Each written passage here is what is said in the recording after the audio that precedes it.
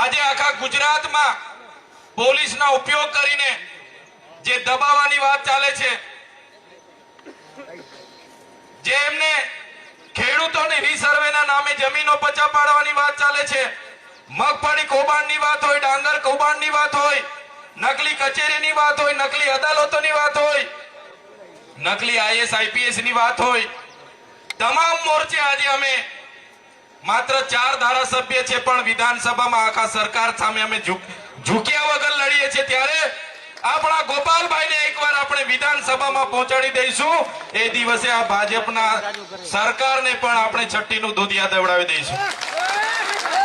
આ મંચ પરથી રાજુભાઈએ કીધું કે પોલીસ આપણા કાર્યકર પર દમન કરે છે, ખોટી એફઆઈઆર કરે છે, દબાવવાની વાત કરે છે, પણ આ મંચ પરથી હું તમને કેમ છું, અમે પણ વિસાવદરમાં મહિનોથી રોકાવાના છે।